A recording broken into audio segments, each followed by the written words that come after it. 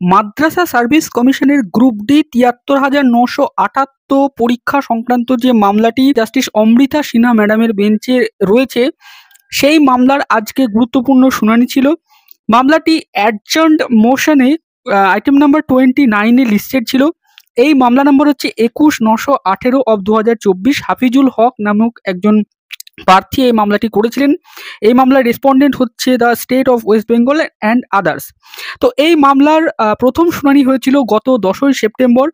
সেই সময় যারা এই মামলা করেছিলেন তারা মূল যে দাবিটি তুলেছিলেন সেটি হচ্ছে মাদ্রাসার যে ৭৩,৯৭৮ প্রার্থীর পরীক্ষা নেওয়া হয়েছে নতুন করে লিখিত পরীক্ষা, তাদের মূল দাবি ছিল যে এই পরীক্ষাটিকে ক্যান্সেল করতে হবে এবং সেই জন্যই তারা কোর্টে প্রেয়ার করেন। কিন্তু বিচারপতি শুধুমাত্র মাদ্রাসা সার্ভিস কমিশনকে 10ই সেপ্টেম্বরের যে অর্ডার দিয়েছিলেন সেখানে তাদেরকে রেজাল্টই পাবলিশ করতে বলেছিলেন ডিভিশন বেঞ্চ এবং সিঙ্গেল বেঞ্চ যেরকম নির্দেশ দিয়েছিল সেই নির্দেশগুলো মেনে, এবং সেই মোতাবেক কমিশন 12ই সেপ্টেম্বর রেজাল্ট বের করেছে। এরপরে মামলাটি 18ই সেপ্টেম্বর শুনানির জন্য রাখা হয়, কিন্তু সেই দিনকে সময় শেষ হয়ে যাওয়ায় বিচারপতি আর মামলাটি শুনতে চাননি। তিনি মামলাটিকে নেক্সট দিন শোনার কথা বলেন। তারপরে মাদ্রাসা সার্ভিস কমিশনের আইনজীবী তিনি রিকোয়েস্ট করেন যে মামলাটিকে 20 তারিখ যাতে রাখা হয়। তো মামলাটি আজকে 20 তারিখে আইটেম নাম্বার 29-এ অ্যাডজার্ন মোশন হিসাবে ছিল কজ লিস্টে। তো এই মামলার আজকে গুরুত্বপূর্ণ শুনানি ছিল। তো সেই শুনানিতে কি হলো, মামলাটি আদৌ উঠেছে কিনা বা উঠলেও বিচারপতি শুনলেন কিনা, এবং মাদ্রাসা সার্ভিস কমিশনের আইনজীবী তিনি কি বললেন, পিটিশনারদের আইনজীবী তারা উপস্থিত ছিলেন কিনা বা তারা কি বললেন, তো এই সমস্ত বিষয় নিয়ে আজকের এই ভিডিওতে আলোচনা করবো এবং পরবর্তী শুনানি কবে হতে পারে এই মামলার সেই সম্পর্কেও আপনাদেরকে আভাস দেওয়ার চেষ্টা করব। আজকের ভিডিওটি আপনারা অবশ্যই শেষ অবধি দেখবেন, কোনো অংশে স্কিপ না করে, এবং আমাদের চ্যানেলে নতুন হলে অবশ্যই চ্যানেলটি সাবস্ক্রাইব করবেন। দেখুন, আজকে এই ম্যাটারটি 29 নম্বর আইটেমে ছিল এবং ম্যাটারটি খুব দ্রুত অর্থাৎ 11টা 10-এর দিকেই কিন্তু ম্যাটারটি উঠে যায়। 29 নম্বর সিরিয়াল যখন আসে তখন পিটিশনারদের আইনজীবী, একজন জুনিয়র আইনজীবী, তিনি বিচারপতিকে বলেন যে সুবীর সান্যাল মহাশয় মূলত এই মামলায় পিটিশনারদের আইনজীবী হিসাবে থাকছেন এমনটাই আমরা শুনলাম। তো তিনি বলেন যে সুবীর সান্যাল মহাশয় তিনি আসছেন এই ম্যাটারটিকে যাতে করে একটু পাস ওভার করা হয়, অর্থাৎ তিনি এই মুহূর্তে কোর্ট রুমে এসে উপস্থিত হতে পারছেন না, তার জন্য ম্যাটারটিকে একটু পরে যাতে করে শোনা হয় এমন রিকোয়েস্ট তিনি করেন। তো মাদ্রাসা সার্ভিস কমিশনের আইনজীবী তিনি কিন্তু এই বিষয়ে একটা প্রবল আপত্তি তোলেন।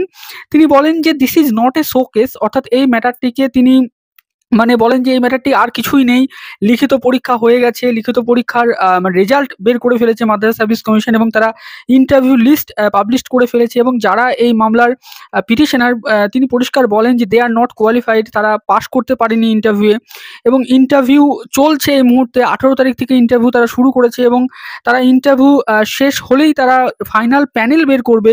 অর্থাৎ এক্ষেত্রে মাদ্রাসা সার্ভিস কমিশনের আইনজীবী তিনি যেন চাইছিলেন যে এই মামলাটিকে আর এখন শুনে কি হবে, মামলাটিকে একদম পুজোর পরে রাখা হোক, তারপরে তারা তার ফলে তারা ইন্টারভিউ নিয়ে আর কি, ইন্টারভিউ তারা বলে যে 27শে সেপ্টেম্বর তাদের ইন্টারভিউ শেষ হয়ে যাবে এবং তারা ইন্টারভিউ নিয়ে তারা ফাইনাল প্যানেল বের করবে এবং ফাইনাল প্যানেলটাও তারা কোর্টে এনে প্রডিউস করতে পারবে।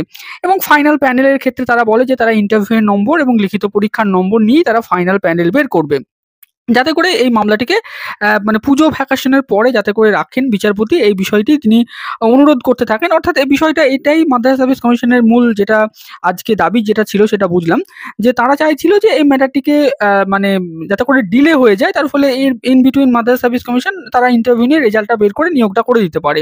তো এইটাই মূলত মাদ্রাসা সার্ভিস কমিশন আজকে বলতে চাইছিলেন বিচারপতিকে। বিচারপতি সেই দিকে কিন্তু কিছু কর্ণপাত করলেন না, তিনি এই কথাগুলো শুনলেন যেগুলো মাদ্রাসা সার্ভিস কমিশনের আইনজীবী বলছিলেন। তো পিটিশনারদের কোনো আইনজীবী ছিল না, একজন জুনিয়র আইনজীবী তিনি দাঁড়িয়েছিলেন, তিনি মূলত বলছিলেন যে ম্যাটারটিকে যাতে করে পাস ওভার করা হয়, অর্থাৎ একটু পরে শোনা হয়।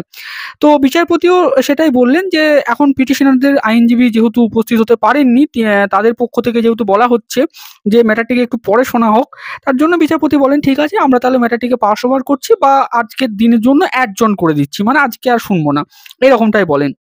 তো পিটিশনারদের আইনজীবী বলেন যে ম্যাডাম কাইন্ডলি আপনি পাস ওভার করুন, অর্থাৎ যদি সময় থাকে তাহলে পরবর্তীতে সেটি শোনা হবে।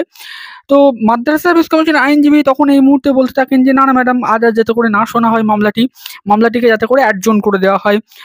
তো এইটুকু বলেন। বিচারপতি তখন বলেন যে আমি কিছুই বলছি না, দেখা যাক কি হয়, পরবর্তীতে যদি সময় হয় তাহলে শুনবো, এমনটাই তিনি বলেন।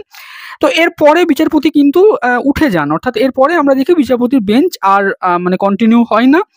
মামলার শুনানি কিন্তু সেখানে আর হয় না। এবং আমরা দেখি এরপরে যে জাস্টিস সিনহার বেঞ্চ কিন্তু আজকে আর হলো না এবং শুনানি হলো না। এর পরবর্তীতে জাস্টিস সিনহার বেঞ্চ তো আজকে শুক্রবার মানে আবার কবে বসছে এবং এই মামলাটি কবে রাখা হচ্ছে সেই দিকে আমাদের নজর থাকবে। এখন যদি আমরা এই মামলার কেস স্ট্যাটাসটি দেখার মানে সার্চ করি, তাহলে এখনো অবধি কোনো ডেট দেয়নি এই মামলার নতুন করে। পরবর্তীতে কোনো ডেট দিচ্ছে কিনা সেই বিষয়ে আমাদের দেখার বিষয়। তো আজকে কিছুই হিয়ারিং হলো না। মামলাটি উঠেছিল কিন্তু পিটিশনারদের আইনজীবী কোর্ট রুমে উপস্থিত হতে পারেননি। তার জন্য তারা চাইছিলেন ম্যাটারটিকে যাতে করে মানে পাস ওভার করা হয়। পাস ওভার মিনস ম্যাটারটিকে পরে যাতে করে বিচারপতি সময় পেলে শুনবেন এরকমটাই। তো বিচারপতি সেরকমটাই বললেন। অন্যদিকে মাদ্রাস সার্ভিস কমিশনের আইনজীবী তারা প্রবলভাবে এটা চাইছিলেন যে মামলাটিকে যাতে করে পুজো ভ্যাকেশনের পরে নিয়ে চলে যাওয়া হয়। তাহলে তারা এর মধ্যেখানে রেজাল্ট বের করে দিতে পারবে, এরকমটাই তারা বলেন। এবং তারা এটাও আর্গুমেন্ট করেন আজকেও একইভাবে যে পিটিশনার যারা তারা কেউ ইন্টারভিউ পাস করেনি। পিটিশনারদের পক্ষ থেকে কিছুই বলা হয়নি। মানে তারা কিছুই ছিলই না কেউই। তারা মূলত পাস ওভার চাইছিলেন। তো বিচারপতিও মূলত মাদ্রাস সার্ভিস কমিশন যা বলছিলেন সে বিষয়ে খুব একটা কর্ণপাত করলেন না। উনি কিছুই বললেন না। উনি মূলত বললেন যে আমি পরবর্তীতে এটা শুনবো। এমনটাই আমরা শুনলাম। তো পরবর্তীতে এই মামলার হিয়ারিং কবে থাকছে সে বিষয়ে কোনো আপডেট পেলে আপনাদের সাথে শেয়ার করব। আজকে গুরুত্বপূর্ণ হিয়ারিং ছিল। আমরা আশা করেছিলাম হিয়ারিং হবে কিন্তু হলো না দুর্ভাগ্যবশত। সেটা সত্যিই খুব খারাপ লাগছে। তো এই মাদ্রাসার ৭৩,৯৭৮ জন প্রার্থীর যে নতুন করে পরীক্ষা নেওয়া হয়েছে সেইটার বিরুদ্ধে এই যে কেস, এই কেসটা কিন্তু অতি গুরুত্বপূর্ণ। কেন গুরুত্বপূর্ণ? তার কারণ ১০ই সেপ্টেম্বর বিচারপতি যে অর্ডারটি দিয়েছিলেন সেই অর্ডারে পরিষ্কার লেখা ছিল যে মাদ্রাসার এই মামলাটির উপরেই কিন্তু পুরো তাদের যে রেজাল্ট প্রক্রিয়াটি সেটি নির্ভর করবে। মানে এই বিষয়ের উপর যদি পরবর্তীতে কোনো স্টে পড়ে যায় বা পরীক্ষাটাকে যদি বাতিল করে দেয়, এরকমটা যদি হয় তাহলে কিন্তু পুরো বিষয়টা কিন্তু এরকম ঘেঁটে যেতে পারে। তো তার জন্যই মাদ্রাস সার্ভিস কমিশন চাইছেন যে মামলাটিকে যাতে করে ডিলে করে দিয়ে এর মাঝে নিয়োগটা কমপ্লিট করা যায়।